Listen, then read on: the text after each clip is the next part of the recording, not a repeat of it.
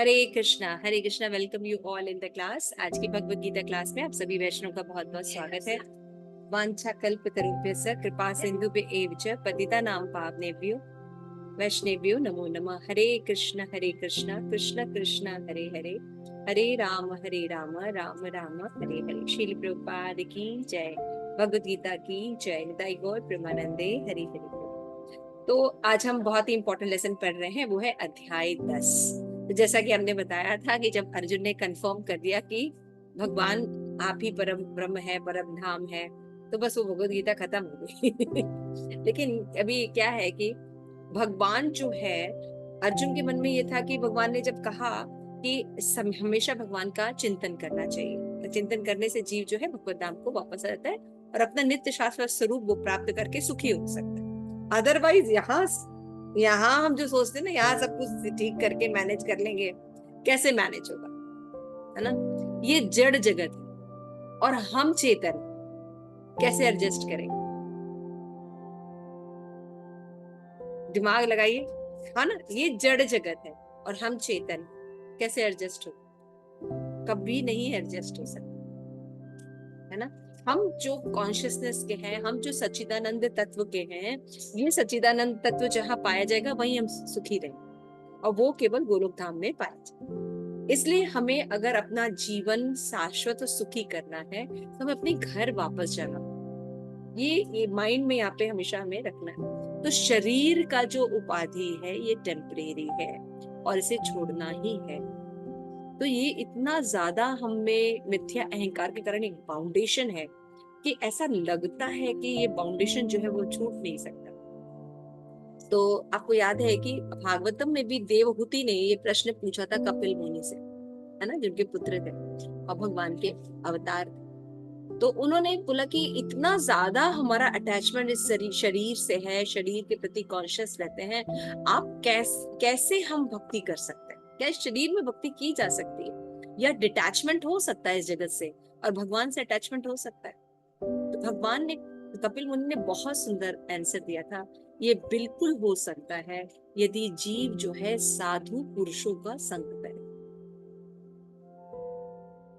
है ना। कि इसी शरीर के साथ व्यक्ति का वापस अपना जो भगवान के साथ रिलेशन, फॉरगेटन रिलेशन है, ये वापस वो ज्वाइन कर सकते, वापस वो गेन कर सकते, है ना। तो इतना महत्वपूर्ण है साधु संग। और हम जो है इसको बहुत चीपली लेते हैं। प्रभुपाद कहते हैं हम कभी भी आध्यात्मिक जगत में साधु संग पर कोई भी रिसर्च नहीं करते। आज ये फेमस है, आज वो फेमस है, हम उसको अपना गुरु बना लेते हैं, है ना। जबकि प्रभुपाद बताते हैं कि ऑथराइज्ड व्यक्ति होना चाहिए, लक्षणों से गुरु को पहचानना चाहिए। और शास्त्रों में जो लक्षण दिए हैं कि वो तत्व ज्ञाता होना चाहिए। तद विधि प्रणिपातेन परिप्रश्नेन सेवया उपदेशयन्ति ते ज्ञानम ज्ञानिना तत्वदर्शिना, है ना। तो यहाँ पे गुरु को ये नहीं बोला गया है कि वो बहुत श्रेष्ठ अवस्था में है, उत्तम अधिकारी है एकदम, नहीं। यहाँ पे तत्वदर्शिना, तत्व को जानता भी है तो वो गुरु। समझ में आ रहा? अगर तत्व को परंपरा से सुनकर सही से फॉलो कर रहा है तो वो गुरु। तत्वदर्शिना, he can show you the path because he have realized the तत्व दर्शन। This is the different. और हम क्या सोचते हैं कि गुरु जो है बस वो चमत्कार ही दिखा सकता है ना। भगवान मतलब यू हैव टू अंडरस्टैंड, वो भगवान के रिप्रेजेंटेटिव हैं, परमात्मा रूप में भगवान उनसे कार्य करा रहे हैं। लेकिन जरूरी नहीं कि मतलब गुरु जो है वो, क्योंकि हमारे लिस्ट में है कि एक तो दीक्षा गुरु होते हैं, एक शिक्षा गुरु होते हैं, है ना। पथ निर्देशक गुरु भी होते हैं। तो हमारी एक्सपेक्टेशन ये नहीं होनी चाहिए कि बिल्कुल सब बिल्कुल त्रिगुणातीत हैं और बिल्कुल रियलाइज्ड सोल है। तत्वदर्शिना, जो सही से तत्व का दर्शन करते हैं वो भी गुरु बन सकते हैं।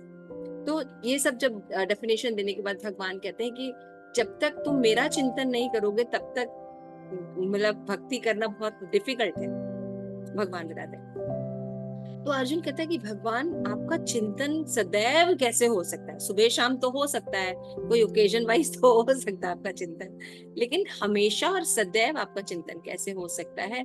तो इसके लिए भगवान ने अपने ऑपुलेंस को बताया कि मैं कैसे कैसे हर जगह हूँ, है ना।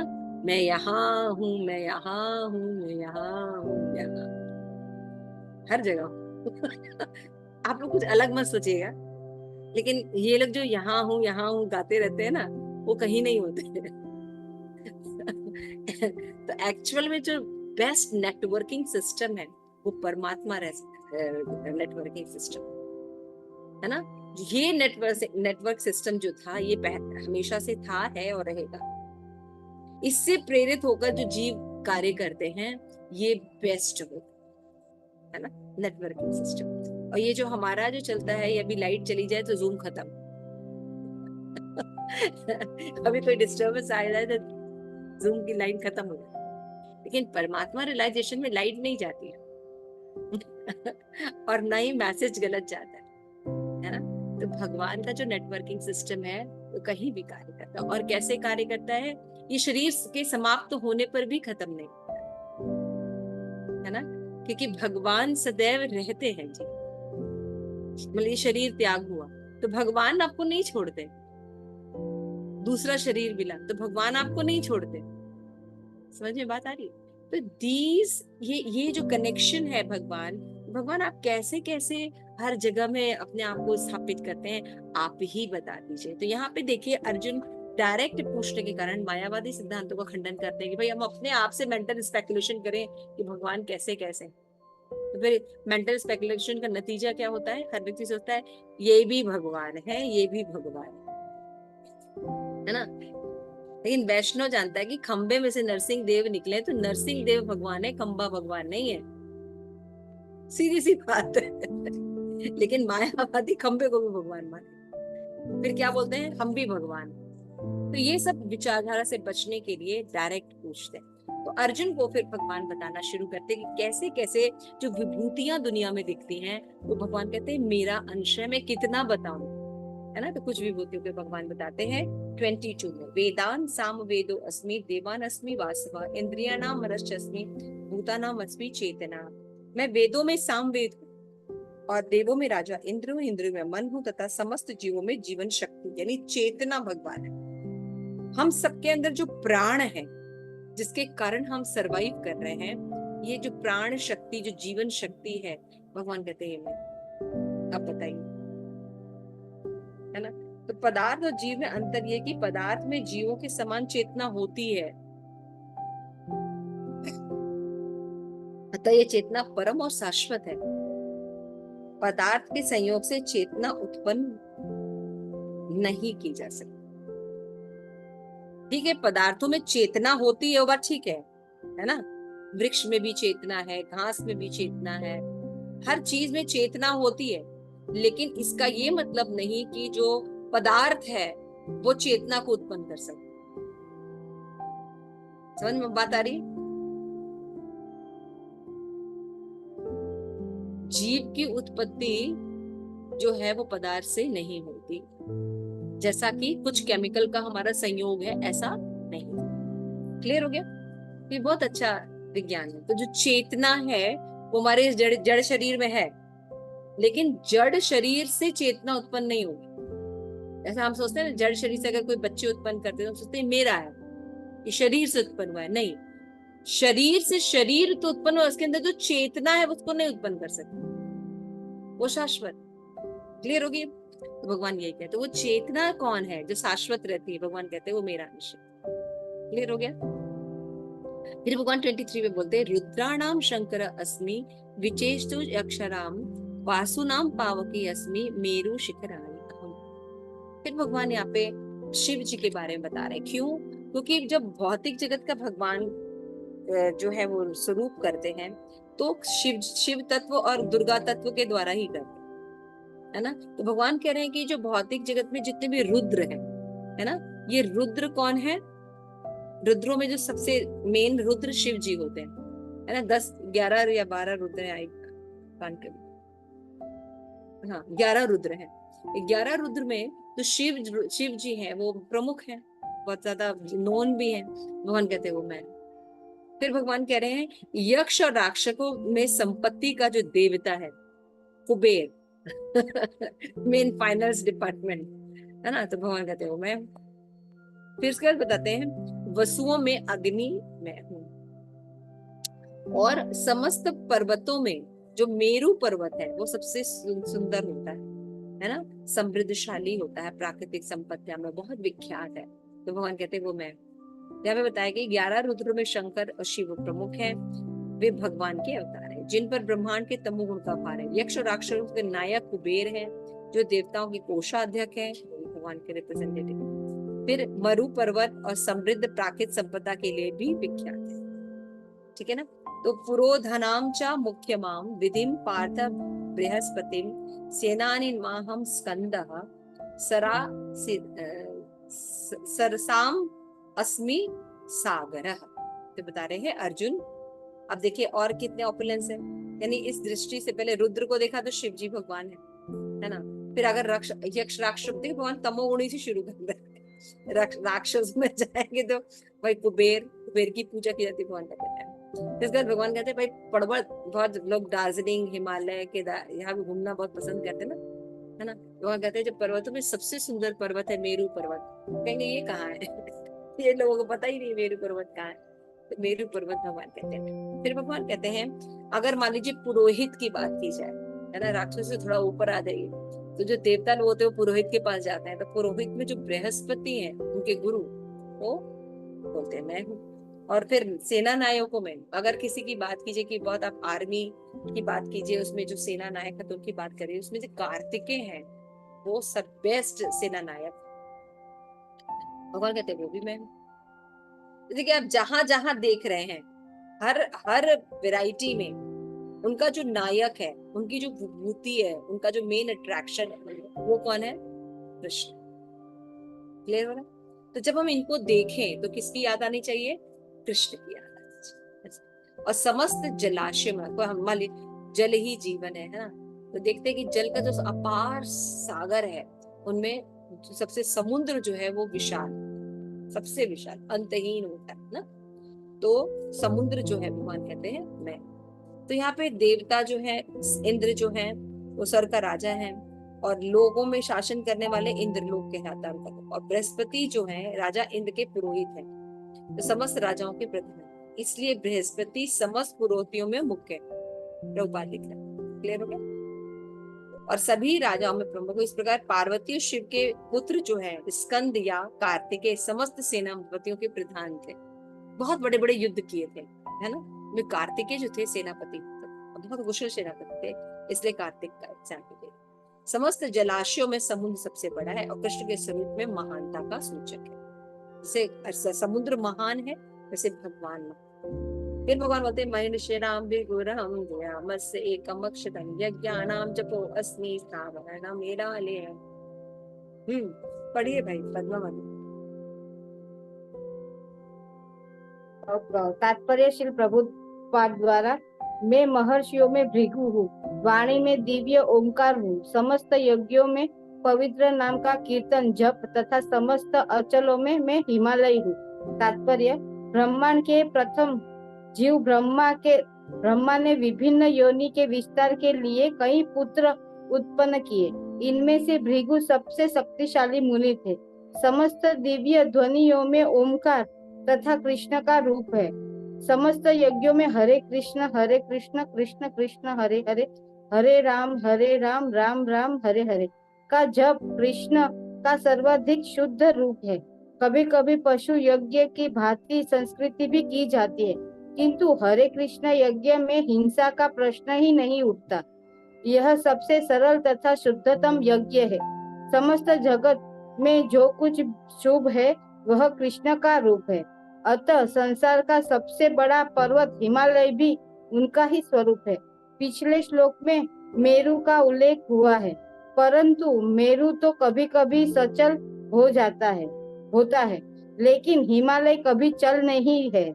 अतः हिमालय मेरु से भी बढ़कर है। हरे कृष्ण। यहाँ पे भी भगवान ने विभूति बताया कि सभी ऋषियों में भृगु ऋषि जो थे ग्रेट है। भृगु ऋषि की कथा पता है आपको? है ना, एक बार उन्होंने डिसाइड किया था कि भगवान कौन है ना, तो उन्होंने परीक्षा ली थी, क्योंकि भृगु मुनि सर्वश्रेष्ठ है, उनको चयन किया था। तो भृगु मुनि ने फिर लास्ट में बताया था कि कृष्णा जो है वो भगवान, याद है? वो गए तो उन्होंने देखा, ब्रह्मा के पास गए, शिव के पास गए, सबके पास अपराध किया, लेकिन सबने जो है वो तुरंत जवाब दिया, लेकिन शिव शिव कृष्ण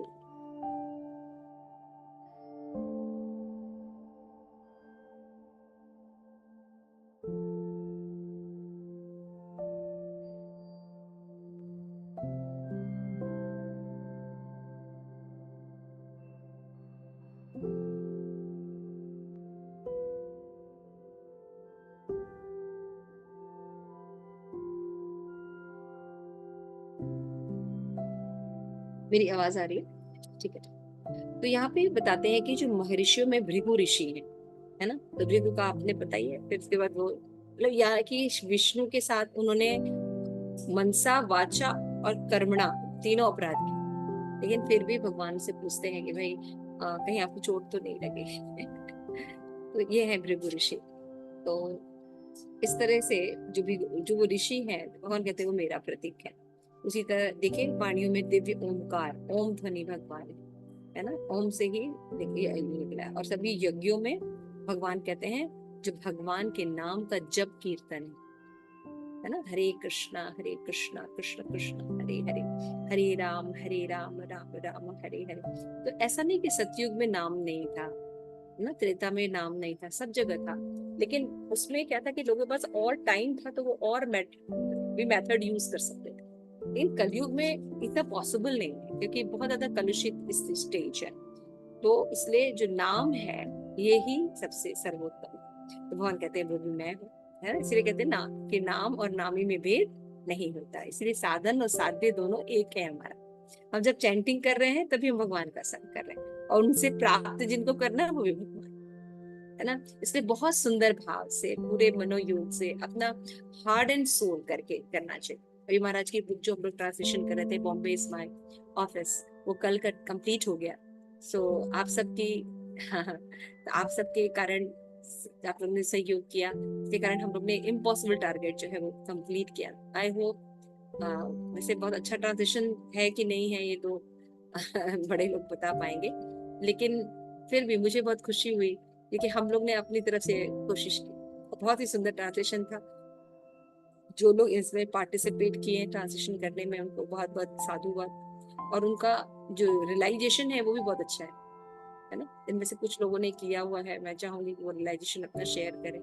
यस प्रेमश्री माता ji, Bombay is my office, we have done. माता जी अमेजिंग एक्सपीरियंस था, मतलब ऐसा लगा ही नहीं कि सेवा है, मतलब आप भगवान को क्या आनंद दोगे वही आपको देते हैं। उनकी एक छोटी से छोटी बात, प्रभुपाद कैसे डिटेलिंग उन्होंने नोट करी और अपने जीवन को इसको ढाला, मतलब बेस ले लिया। प्रसाद प्रचार, प्रसाद देना कैसे, छोटे छोटे स्टेप्स महाराज ने अपने जीवन में उतारे, हम देख सकते हैं। बहुत इंस्पायरिंग था। थैंक यू माता जी सेवा देने के लिए। तो आप देख सकते हैं कि कैसे कृष्णा कॉन्शियसनेस को प्रैक्टिकली इम्प्लीमेंट करना है। ये बॉम्बे इज माय ऑफिस में महाराज ने पूरा एक्सप्लेन किया। और संघर्ष है, भक्ति का जादू नहीं होता है, भक्ति के लिए संघर्ष करना पड़ता है। जैसे कि हम अपने बच्चों का पालन करते हैं, है ना, उनकी परवरिश करते हैं, उनके लिए करते हैं, उनके लिए रास्ते बनाते हैं, सोचते हैं, उसी तरह भक्ति भी अचानक ही अपने आप नहीं हो जाएगी। प्रभुपाद लिखते हैं, यदि हमको 24 आवर कृष्णा कॉन्शियसनेस होना है, तो हमें अपने जीवन को ऐसा ढालना पड़ेगा, ऐसी योजनाएं बनानी पड़ेगी, तब जाके आप कृष्णा कॉन्शियसनेस बन सकते हैं। आप चाहेंगे कि एक दिन में आप कृष्णा कॉन्शियसनेस बन जाए, आप एक दिन में कृष्णा कॉन्शियसनेस नहीं कर सकते। आपको अपना जीवन ऐसा बनाना पड़ेगा, है ना, कि आप लोग वो साधु संग कर सके, एसोसिएशन कर सके, अपनी चीजों को मेंटेन कर सकते। इस तरह से ढालना पड़ेगा, सोचना पड़ेगा कि आज से 10 साल बाद हम ऐसे कैसे कर पाएंगे, मेरी क्या स्थिति रहेगी, उस समय मेरी क्या प्लानिंग है ना। तो ये बुक बताता है कि कितना भक्ति जो है वो लिप सिंगिंग तो नहीं है, भक्ति के लिए कर्म करना पड़ता है। तो भगवान यहाँ पे इसलिए भगवान बता रहे कि यज्ञ यज्ञ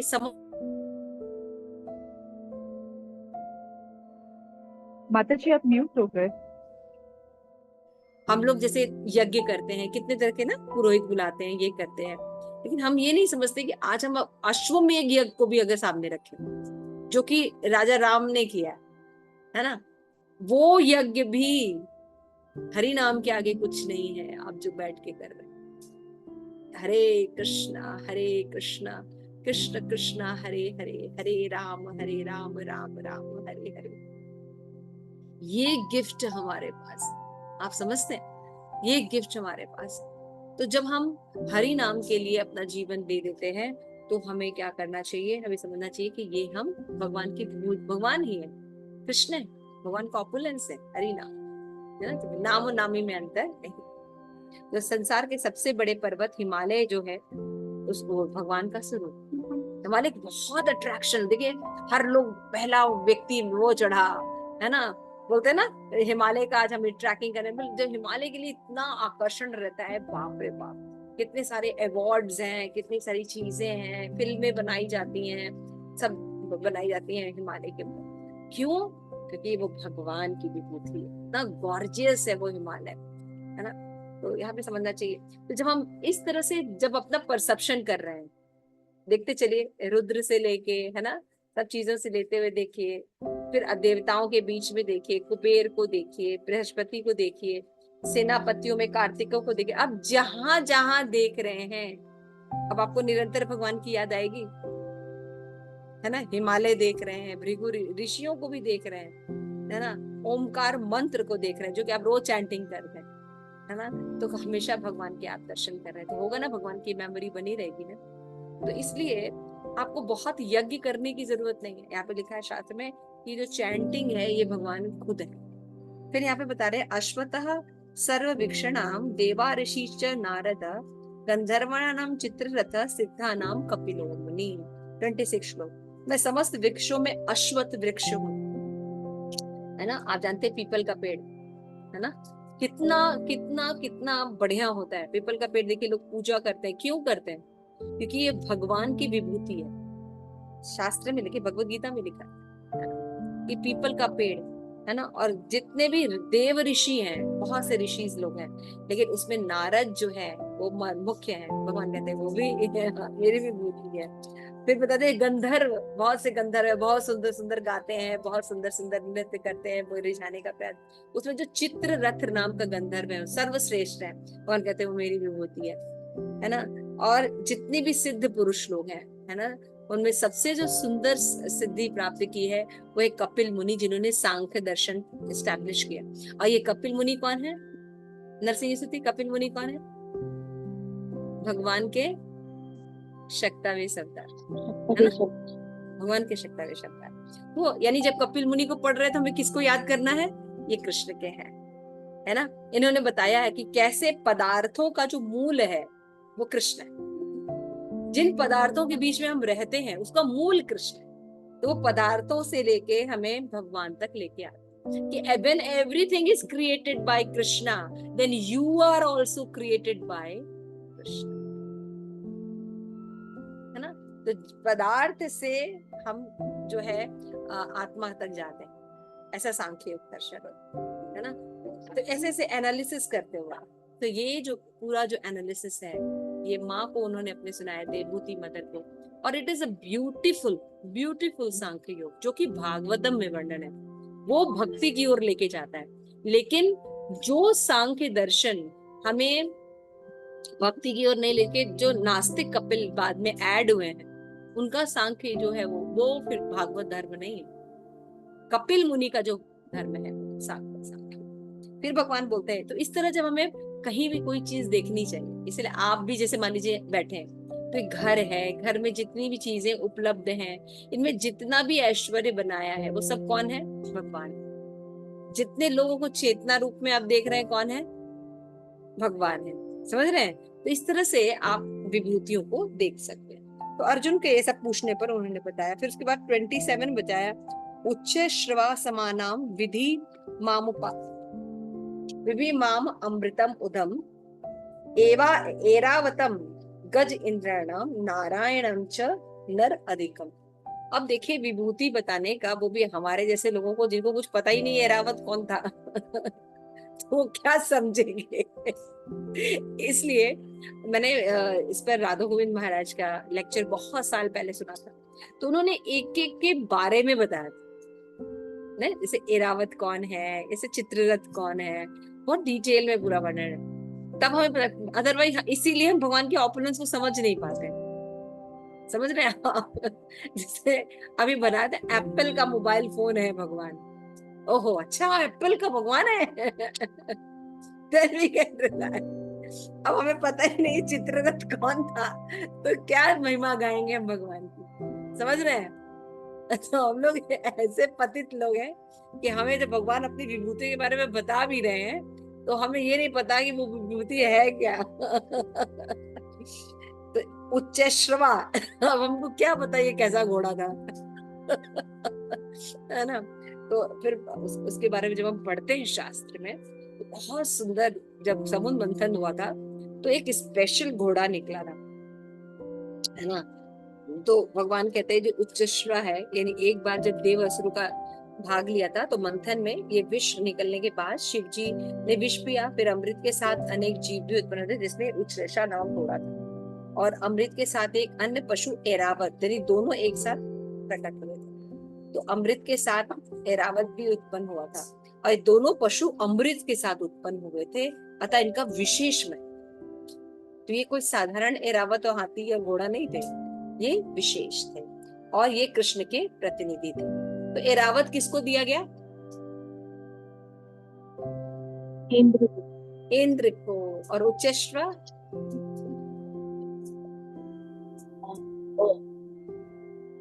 भगवान में राजा कृष्ण का प्रतिनिधि होता है। भगवान कहते हैं सभी जो ऋषि होते हैं, राजा होते हैं, उनमें तो ब्रह्मांड के पालक होते हैं, दैवी गुणों से नियुक्त होते हैं। तो राजा लोग जो होते हैं एक्चुअली वो कृष्ण को रिप्रेजेंट करते हैं। यानी इसका मतलब क्या है कि कृष्ण को रिप्रेजेंट कर रहे हैं? कौन समझाएगा? भगवान ये क्यों समझा रहे कि ये मेरा रिप्रेजेंटेटिव है? Why? What the cause behind that? Yes, Premanjali. Yes, Premanjali. उनका आचरण जो है, जो नियम भगवान ने दिया उसको पालन कर, आप कह रहे हैं वो आचरण वो नियम का पालन मतलब करते हैं, वो आचरण का पालन करते हैं, भगवान के द्वारा जो दिए गए इंस्ट्रक्शन को पालन करते हैं, इसलिए ओके कुछ हद तक मतलब भगवान से प्रेम, और भगवान से प्रेम रहता है, उनका आश्रय तत्व भगवान से प्रेम रहता है। ओके ठीक है। यस यस यमुना सुंदरी, जैसे मतलब वो बेस्ट हैं हर चीज में, जो नाम ले रहे हैं भगवान की, इसमें ये मैं, जैसे पांडवों में भगवान कहते हैं मैं अर्जुन हूँ, तो भगवान ये बताना चाह रहे हैं कि जो बेस्ट है वो एक्चुअली मेरे से ही आ रहा है, वो मेरा ऑपुलेंस है। बेस्ट जो है वो मेरा ऑपुलेंस है। ओके, लेकिन इसको बताने का मतलब क्या है? मतलब आप समझ रहे हैं मेरा प्रश्न क्या है कि why he is saying that कि he is my representative? ये भी कि जैसे भगवान ही इज द बेस्ट, तो वो हर जगह नहीं प्रेजेंट हो सकते।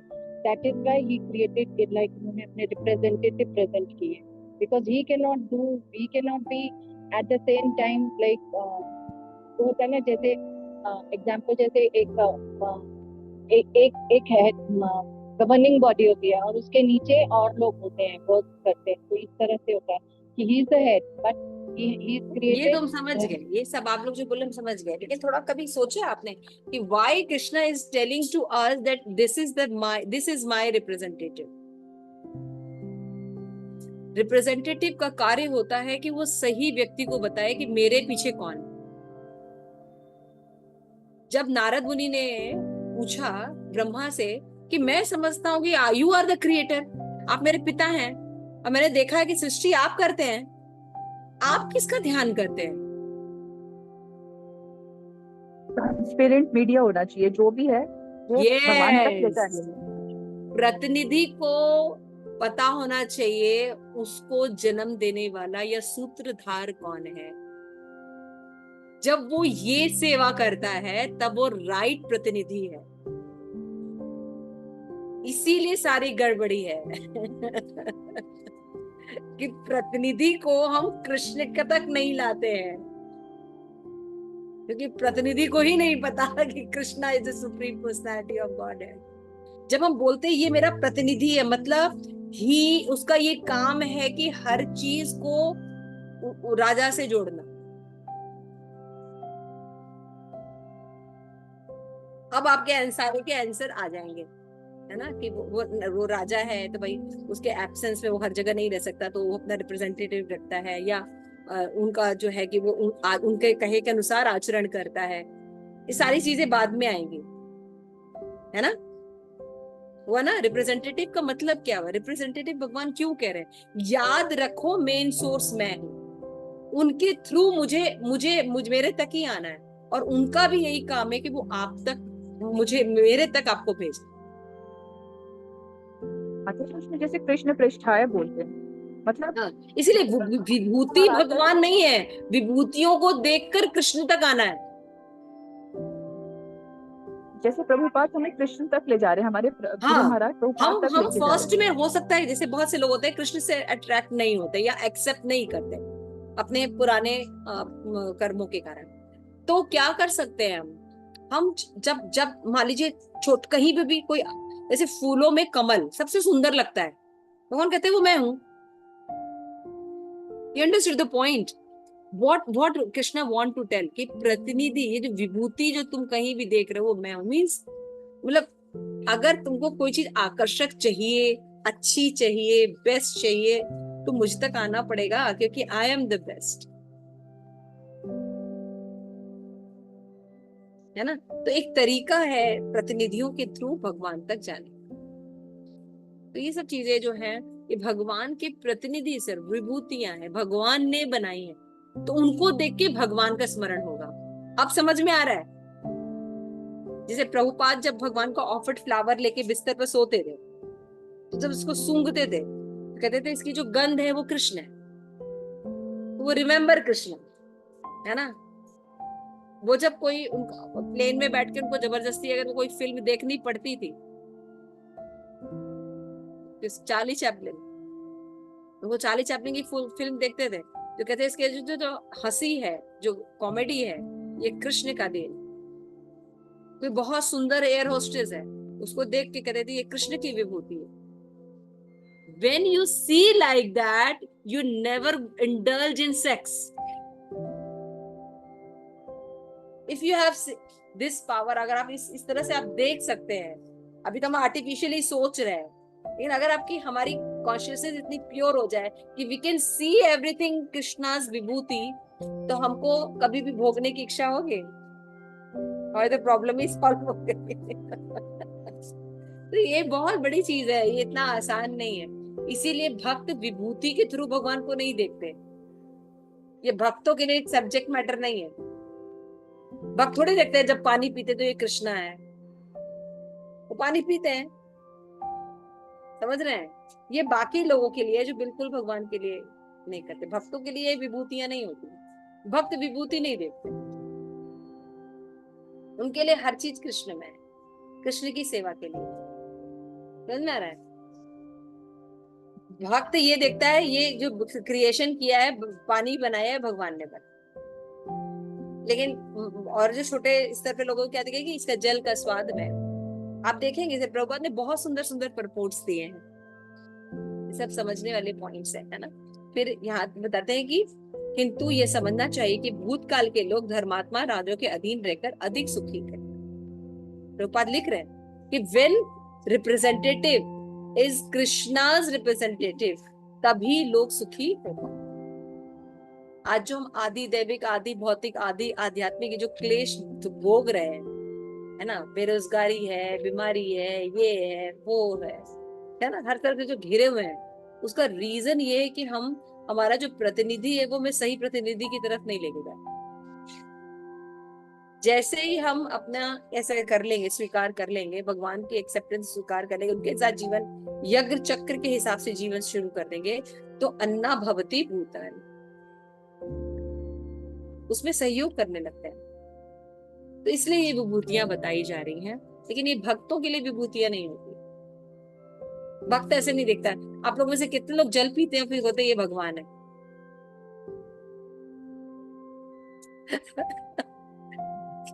कितने बार सोचते हैं जल ठंडा गर्मी में अभी पियेंगे, अभी आप लोग अभी पियेंगे क्लास के बाद, बहुत थक गए होंगे। कितनी बार सोचते हैं जल भगवान।